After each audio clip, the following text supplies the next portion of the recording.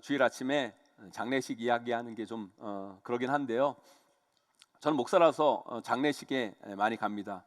그런데 장례식에 가보면 한 사람의 인생이 보여요.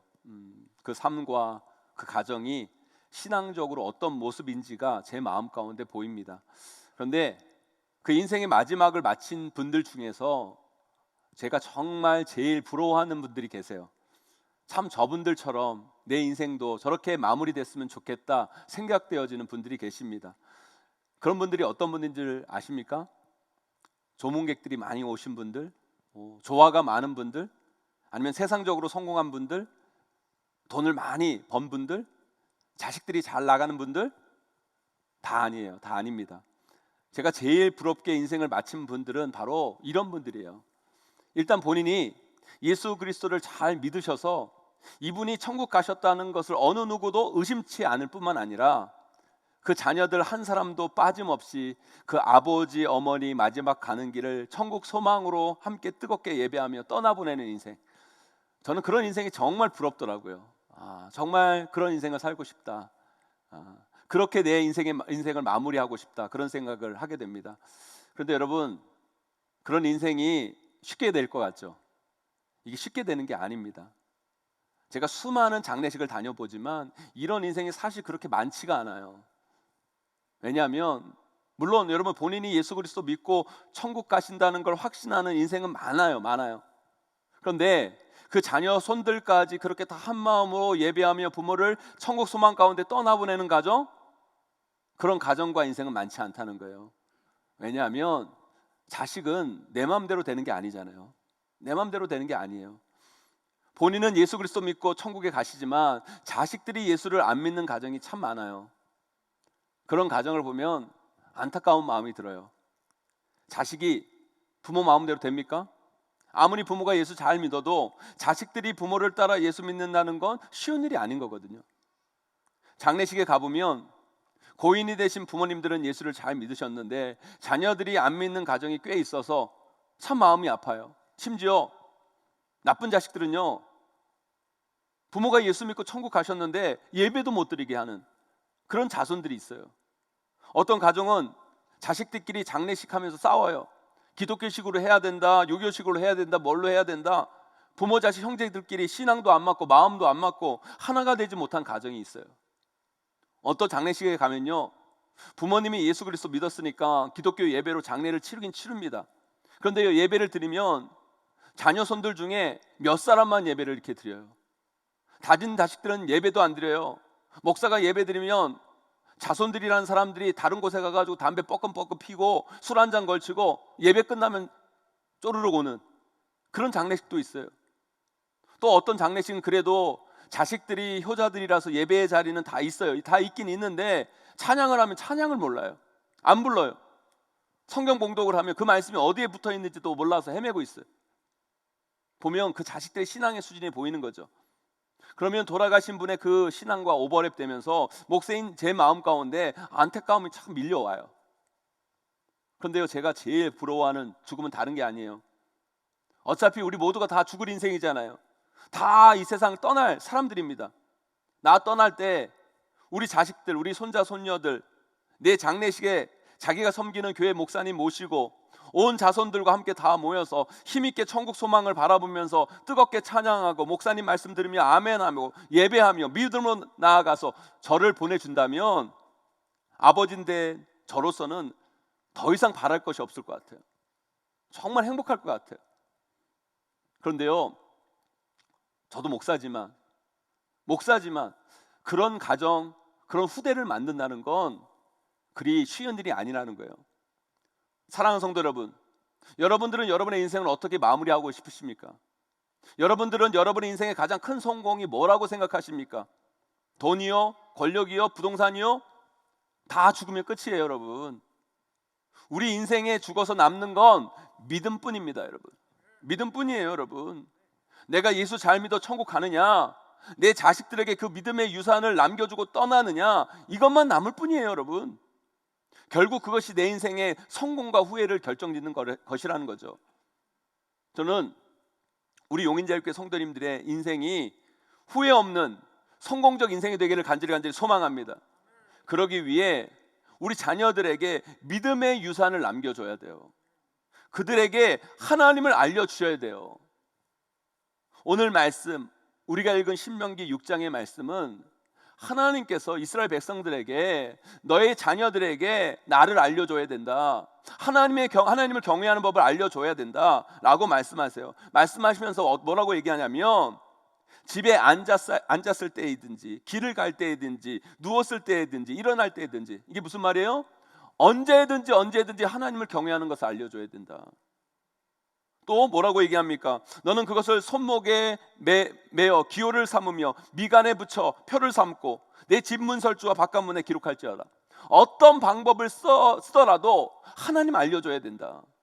어떤 방법을 쓰더라도 하나님을 경외하는 자녀를 만들어야 된다 라고 알려주고 계시는 거예요. 저는 오늘 말씀을 통해 왜 우리가 우리 자녀들에게 하나님을 믿는 믿음을 전해 주어야 하는지, 우리 자녀들에게 하나님을 알려주어야 하는 분명한 이유가 근거가 뭔지 오늘 말씀을 통해 살펴봄을 통해 여러분들과 함께 은혜 나누기를 원합니다. 오늘 어린이 주일을 맞이하여 우리 사랑하는 자녀, 천하보다도 더 귀한 우리 자녀들에게 하나님을 알려줘야 하는 이유를 깨닫고 우리 자녀들에게 믿음의 유산을 남겨 그 믿음의 계대를 이어 하나님께서 복 주시는 믿음의 가문을 세워가시는 저와 여러분 우리 모두가 다 되시기를 주님의 이름으로 간절히 축원합니다. 우리 자녀들에게 하나님을 알려줘야 하는 이유는 뭘까요? 첫째로요, 가장 사랑하는 우리 자녀들에게 이 세상에서 가장 소중한 것을 주어야 하기 때문에 우리는 그들에게 하나님을 알려줘야 된다는 거예요. 우리가 우리 자녀들 얼마나 사랑합니까? 저는요, 세상에서 제 딸을 정말 사랑해요. 제가 담임 목사로서 우리 용인자유교회 주일학교 아이들을 다 사랑하지만 우리 딸들을 조금 더 사랑합니다. 여러분, 그것 가지고 저에게 뭐라고 하지 마세요. 여러분들도 제 딸들보다 여러분 자식들을 더 사랑하잖아요. 그렇잖아요. 그래요, 안 그래요, 여러분? 정말 우리는 우리 자식들 진짜 사랑해요. 그런데 세상에서 가장 사랑하는 사람에게 나쁜 거 주는 사람 있습니까, 여러분? 사랑하는 자녀에게 안 좋은 거 주고 나쁜 거 막 추천하고 인생에 해로운 거 권하는 사람도 있어요? 우리가 돈이 없어서 그렇지 돈만 있으면 정말 제일 좋은 거 사주고 싶고 제일 좋은 거 먹이고 싶고 뭐든지 해주고 싶은 마음이 부모 마음인 거예요. 그렇죠, 여러분? 저는 그래요. 저는 제 자식에게 세상에서 가장 좋은 거 주고 싶어요. 세상에서 가장 좋은 복이란 복은 우리 자녀들에게 다 주고 가고 싶어요. 그렇다면 세상에서 가장 귀하고 좋은 복은 뭘까요, 여러분? 뭘까요, 여러분? 다른 게 아니에요. 하나님을 믿는 게 세상에서 가장 귀하고 좋은 복이에요. 우리 시편 118편 1절 말씀 함께 있습니다. 시작. 여호와를 경외하며 그의 길을 걷는 자마다 복이 있도다. 시편 112편 1절도 있습니다. 함께 있습니다. 시작. 할렐루야. 여호와를 경외하며 그의 계명을 크게 즐거워하는 자는 복이 있도다. 시편 115편 13절도 있습니다. 시작. 높은 사람이나 낮은 사람을 막론하고 여호와를 경외하는 자들에게 복을 주시리로다. 아멘. 저도 이제 인생을 반백년 살아보니까요, 인생을 조금 알겠어요. 인생에서 정말 행복한 게 뭔지, 인생을 잘 살려면 어떤 마음이어야 하는지 인생을 이제는 조금 알겠더라고요. 여러분, 인생 정말 행복하게 사는 사람들이 누군지 아세요, 여러분? 제가 보니까 돈 많은 사람들, 권력 있는 사람들, 똑똑한 사람들, 좋은 대학 나온 사람들, 이런 사람들 아니에요, 여러분. 어떤 사람들이 인생을 행복하게 사는 줄 아십니까? 흔들리지 않는 사람들, 좌로나 우로나 치우치지 않는 사람들. 왜 성경에 이런 말이 있잖아요. 좌로나 우로나 치우치지 말라. 어떤 사람들은 이 말을 보수도 되지 말고 진보도 되지 말고 중도로가 되라, 이런 말로 알고 있는데요, 그게 아니에요, 여러분. 흔들리지 말라는 거예요.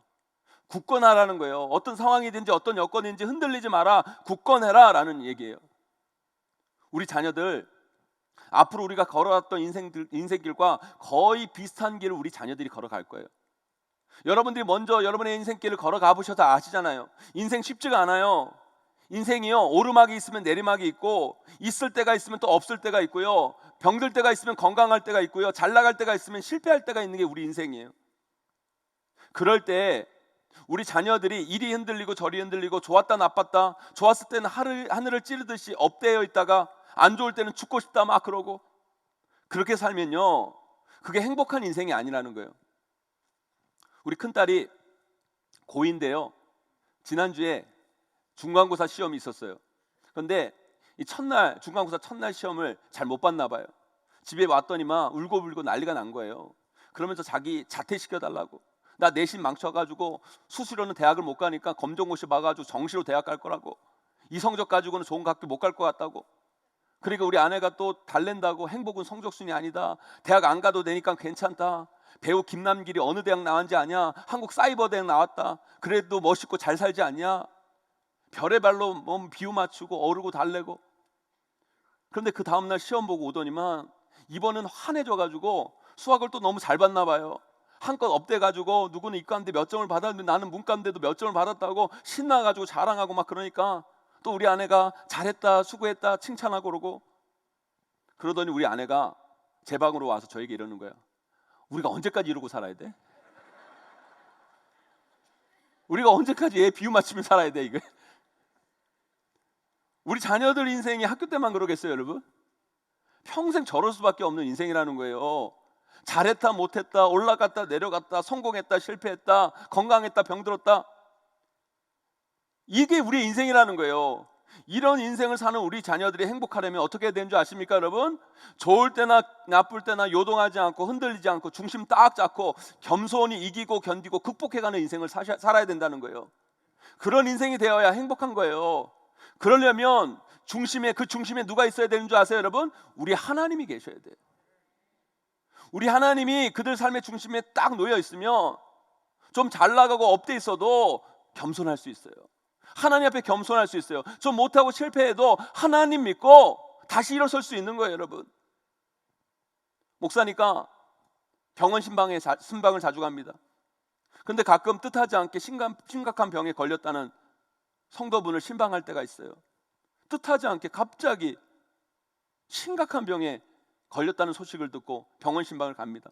그러면 가기 전부터 목사님 저는요 걱정이에요. 그분에게 무슨 위로의 말씀을 전할까? 내가 위로한다고 그분이 정말 위로를 받을 수 있을까? 그분에게 도대체 뭐라고 기도를 해드려야 될까? 한 걱정을 하고 가요. 그런데 제 걱정과는 달리 제가 가서 은혜 받고 와요. 그분은 그렇게 심각한 병이 자기 인생 가운데 찾아왔는데 흔들리지 않아요. 평안해요. 아니 아주 흔들리지 않는 건 아니었겠죠. 그러나 요동치 않아요. 그 속에서도 감사해요. 기도해요. 하나님 끝까지 붙들어요. 생각해 봅니다. 어떻게 그럴 수 있지? 뭐가 그를 그 상황 속에서도 흔들리지 않게 하고 평안하게 하고 소망이 있게 하지? 다른 게 아니에요. 그분 마음 가운데 흔들리지 않는 하나님의 은혜와 사랑과 소망이 굳건하여서 그분이 그럴 수 있는 거예요 여러분. 그래서 그분이 부러웠어요. 제가 가르친 제자 중에 한 친구가 있어요. 진짜 공부 잘했어요. 중고등학교 때 거의 계속 1등 한 친구였어요. 그래서 좋은 대학도 나왔어요. 잘 나갔어요. 근데 인생이요 그렇게 잘 나가지만은 않더라고요. 고위공무원 시험을 보는데 보는 몇 년 동안 계속 떨어지는 거예요. 그렇다고 열심히 공부 안 한 게 아니에요. 공부하는 와중에서도 매주 교회 나와가지고 예배드리고 봉사하고, 그리고 평일에는 고시원 가서 살면서 열심히 공부했어요.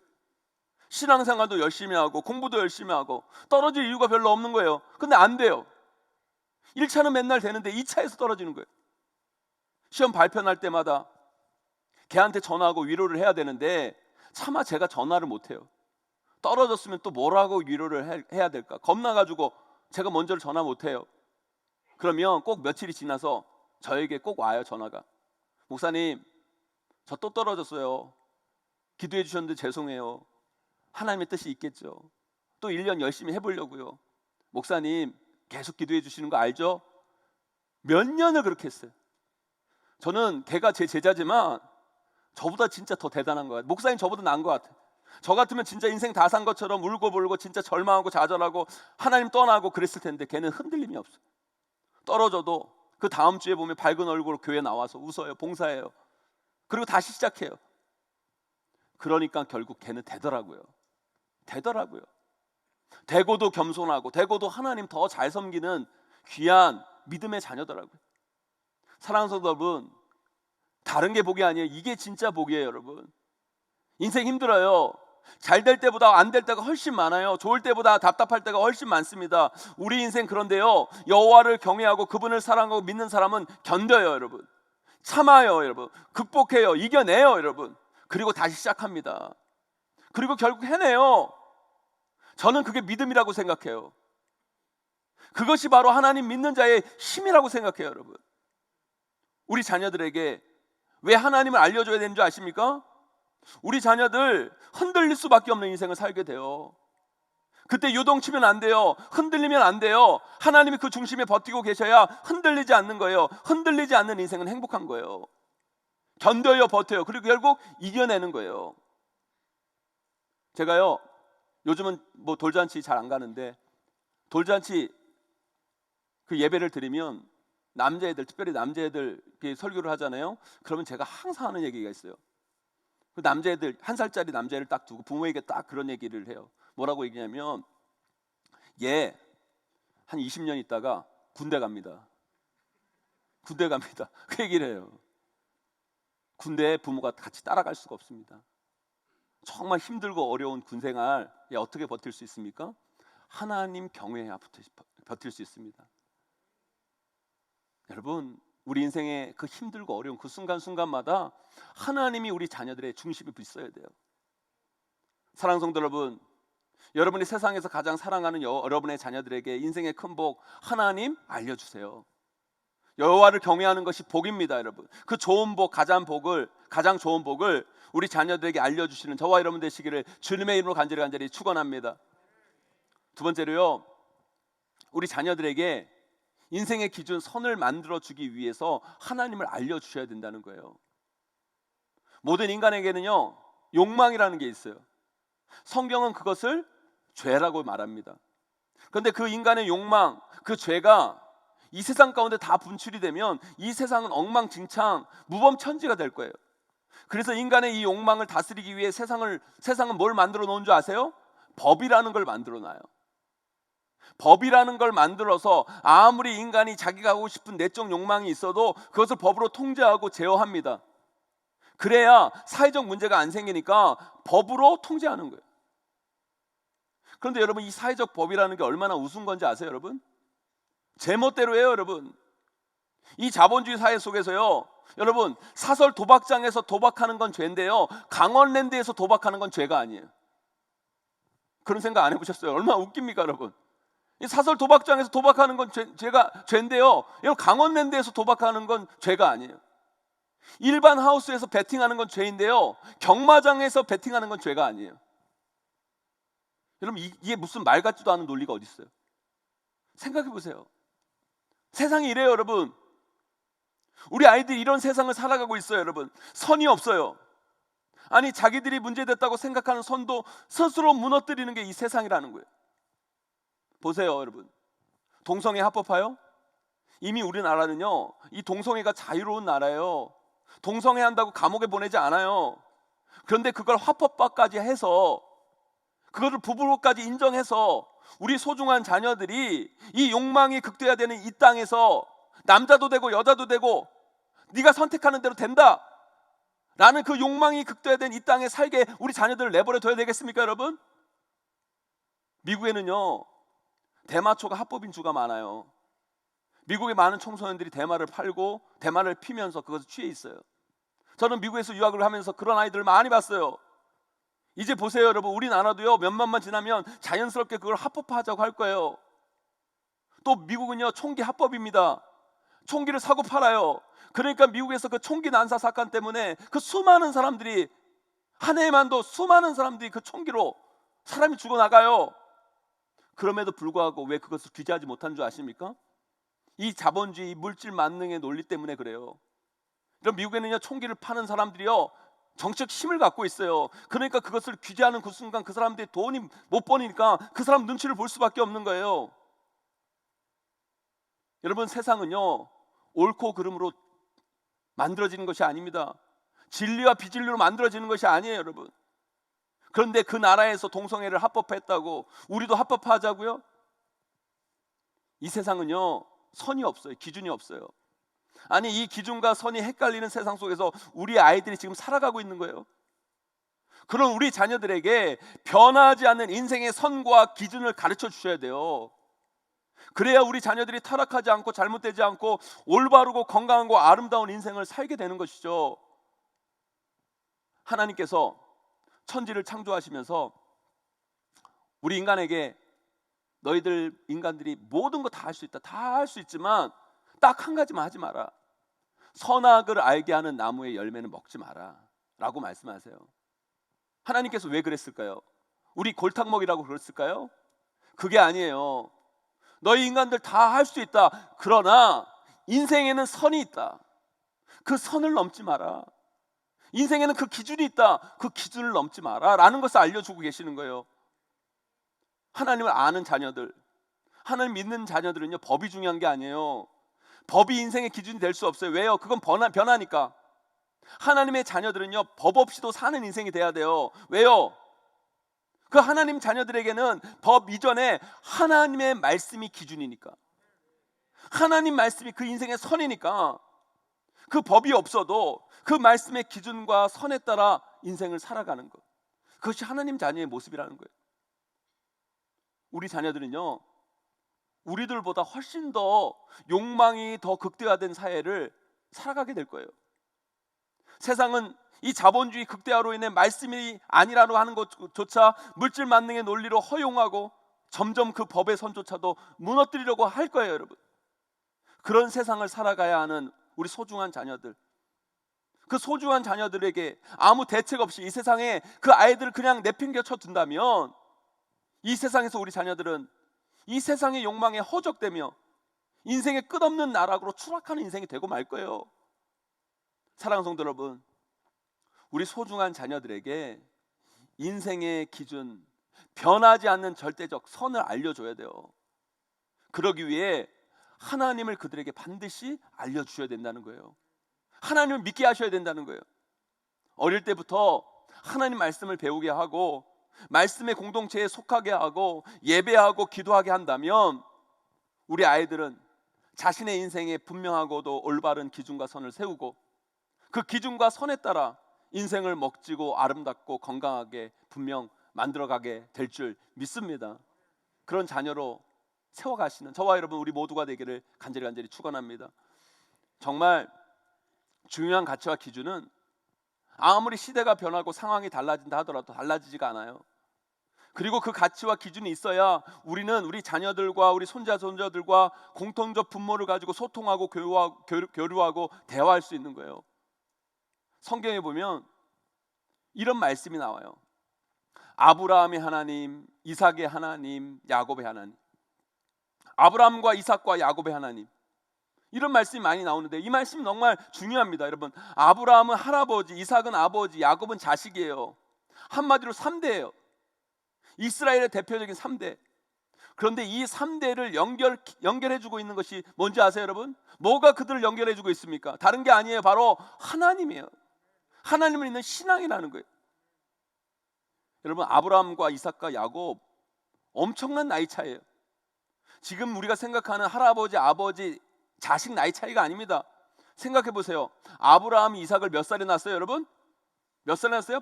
100살에 낳았어요. 그러면 아브라함과 그 자식 이삭의 나이 차이는 몇 살이에요? 100살이에요. 여기 자식하고 100살 차이 난다는 분 손 들어보세요, 여러분. 이거는 지금으로 치면 자식 아버지, 할아버지, 손자 그 차이도 아니고요. 증조 할아버지, 증손자 차이 정도일 거예요. 그러면 또 여러분, 야곱하고 아브라함하고는 도대체 몇 살 차이인 줄 아십니까? 이삭이요, 리브가와 40세에 결혼해서 60세에 예서와 야곱을 낳아요. 그러면 아브라함과 야곱하고는 몇 살 차이예요, 여러분? 산수가 안 되세요, 여러분? 160살 차이, 160살. 이삭하고 야곱은 60살 차이. 할아버지랑 손자라는 60년 차이가 나요. 제 딸하고요, 저하고 나이 차이가 30살 조금 넘어요. 그런데도 세대 차이가 나요. 걔하고 교류할 게 없어요. 걔 방에 들어가려고 하면 아빠 들어오지 말라고 그래요. 이제 그럴 나이가 됐어요. 대화가 안 돼요. 그런데요, 그래도 우리 딸하고 저하고 연결된 게 딱 한 가지가 있어요. 그게 뭐예요? 신앙이에요. 신앙. 하나님이에요. 이 주일날 같이 예배 드리는 거, 이거 하나 딱 연결되어 있어요. 여러분, 사실요, 우리 자녀들하고 우리가 어떻게 연결되어 있습니까? 핏줄 하는 힐줄만 같이 같은 게 사실 별로 없어요. 생각도 다르고 다 달라요. 세대 차이가 심해요, 여러분. 그러나 여러분, 아무리 세대 차이가 난다 할지라도, 수백 년의 간극이 있을지라도 그들을 하나로 연결시킬 수 있는 매개가 있어요. 그건 다른 게 아니라 바로 하나님을 믿는 믿음이라는 거예요. 하나님이 우리에게 주시는 말씀이라는 거예요. 서로 생각과 가치가 다른 이 시대를 살아가는 우리가 우리 자녀들과 우리 손자 손자들과 하나의 가정 공동체를 이루기 위해서 우리 자녀들에게, 우리 손자 손녀들에게 하나님 알려줘야 돼요. 하나님. 그렇게 될 때 우리 가정은 신앙이라는 공통 분모를 통해 가정의 하나됨을 이룰 수 있는 거예요. 저는요, 교회에 이렇게 우리 성도들 들어오시는 모습을 보면서 되게 흐뭇해요. 흐뭇하는 이유가 뭐냐면, 제가 엘리베이터를 타거나 아니면 제 방에서 창문으로 우리 성도들 들어오는 모습을 보면 거기서 우리 자녀들이 엄마 아빠 손을 잡고 교회에 들어오시기도 하고요, 딸하고 엄마가 다정한 모습을 가지고 교회를 이렇게 오시기도 하고요, 또 3대가, 또 할아버지 할머니가 손자 손녀를 안고 또 교회를 이렇게 오시는 장면을 보면서 흐뭇해요. 여러분, 이 세상 어디에 이렇게 3대가 매주 함께, 또 엄마 아빠가, 또한 엄마하고 딸이, 아빠하고 딸이, 아빠하고 아들이 같이 올 수 있는 그런 공동체, 그런 곳이 어디 있겠습니까? 여러분, 교회밖에 없어요. 여러분, 교회밖에 없어요. 여러분.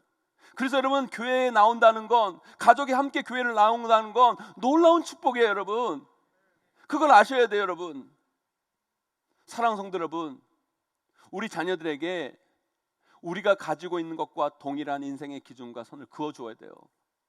그러기 위해서는 우리 자녀들에게 하나님을 알려주시고 하나님의 말씀이 그 인생의 기준, 선이 되게 하셔야 된다는 거예요.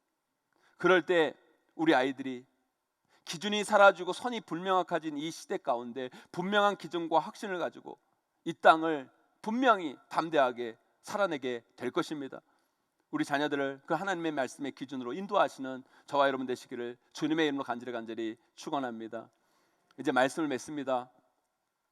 가장 후회 없는 인생, 잘 산 인생은요, 다른 인생이 아니라 본인이 예수 그리스도 잘 믿고 저 천국에 들어가는 인생, 그뿐만 아니라 그 후손들에게 제대로 된 하나님을 아는 믿음을 전해주는 인생이 정말 후회 없는 인생을 사신 거예요. 우리 모두 그런 인생이 됩시다. 그러기 위해 하나님을요, 우리 자녀들에게 알려주셔야 돼요. 우리 자녀들은 정말 소중하기 때문에 세상에서 가장 소중한 복인 하나님을 그들에게 남겨주고 가셔야 돼요. 그들이 살아가야 할 세상은요, 기준과 선이 사라지기 때문에 인생의 참된 기준과 선을 제공하시는 하나님을, 그 하나님을 알게 하셔야 된다는 거예요. 그럴 때 우리 자녀들이 하나님을 경외하는 믿음으로 행복할 뿐만 아니라 인생의 바른 기준과 선을 가지고 올바르게 그 인생을 살아가게 될 줄 믿습니다. 우리 소중한 자녀들, 손자 손녀들, 우리 후손들에게 하나님을 알려주어서 하늘의 별처럼 땅의 모래알처럼 하나님의 영광을 빛내는 많은 귀한 후손들이 여러분 가문 가운데, 가정 가운데 수없이 배출되고 나와지게 되기를 주님의 이름으로 간절히 축원하고 축복합니다.